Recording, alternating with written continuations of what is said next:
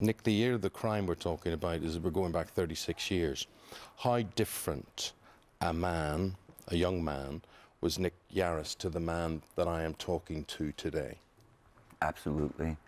My life was destroyed as a child because I was masking a terrible trauma that happened to me as a young boy. And I lost perspective of any kind of hope with the use of drugs and alcohol. So by the time I was arrested, I was a tearaway.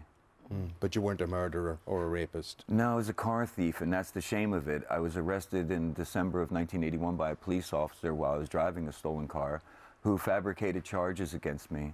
And I followed on with my own folly by making up a story while incarcerated on the attempted murder charges by this officer of a newspaper story that I didn't know anything about. And the police knew that I didn't know anything about it, but they conveniently charged me with the murder. Right. If it was me, and Kate outlined at the start there how many years were involved there, I would hate the world. I would hate everyone. Why do you not? I think you're wrong, Eamon. I think you're such a lovely person, and the love that you display for your wife wouldn't let you do that. That you would try valiantly to be the nicest person, hoping to get out for her, to have something worthy about you get out. And that's where I turn to. But you had such a long time and so many moments when you must have felt that all hope was stripped away. At the various times that you were on a death row for those 23 years, you were sometimes minutes away from execution and then suddenly saved because something had gone wrong. And that psychological torture... Did you not wish at any stage that somebody would have done it, got it over with? Well, that's how I was released, isn't it? I asked to be executed. Even though I was innocent, and I worked very tirelessly to educate myself and be at peace with myself, I was dying from an illness that they gave me after they broke my teeth following the escape. So they beat me severely and broke my face and everything, and then they infected me with hepatitis C. So I decided that I didn't want to die ignominiously like that. I wanted to have dignity in my death. So I asked to be executed, and ironically, that's how I was set free, because the DNA was finally ordered after 15 years. So, because I think a lot of people will be, I mean, horrified by what you went through, obviously, but also inspired, because we all wrestle, I think, with an angry world, don't we, in a sense of injustice about tiny things and big things for some people.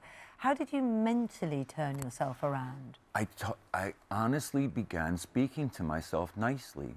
I didn't have anyone else to try this with, so I stripped all the photographs off my wall, put one up of myself, and I started to love that person and talk to them nicely. And then I started to educate myself so that I could speak with dictum, to know what I was saying, to have a cogent factor involved. And it worked because I softened my voice. I stopped being angry. And it transitioned itself because then I learned how to speak to others. I think that's what we struggle with when we can't speak to ourselves. Well, you see now, it's interesting. Today you release on Kindle a book called The Kindness Approach. Yeah. Is this all part and parcel of the kindness approach? Because the fascinating thing, when Charlotte was reading the news there, I popped out to say hello to you, and immediately I'm struck with this aura that is around you. There's almost a spirituality around you. I mean, you could be, if you told me you were a monk, I would have believed it, or some sort of priest or something. Yeah, because I have so much self-respect. I learned that I'm no better or no worse than any other human being, but I'm a loving person, so I enjoy inviting that from other people. And the kindness approach is my answer to everyone about why I'm not angry, and that's what I want. I want people to tap into the fact that neuroplasticity is the greatest study of our latest advancements in the human mind. And meticulous politeness drives it. So my going out and interacting with someone in a shop and being nice to them rewards me. And I've gotten so graceful at it. I have an actual charisma that is carried well because I have the confidence of knowing how tough life is. But yet I pull back and I share anyway. And I think that's what we want, isn't it? Do you think it would hold up? You would be re-educated? Do you think you would be disappointed, or it would work on the diplomatic stage? I mean, all the news we're talking about today about how everybody's frightened about what may or may not happen between the USA and Russia. If we sent you to negotiate with President Putin, I would tell them first and foremost how much I love them, and I think this is what we forget. We have to tell people how much we care about them before we try and reach into them.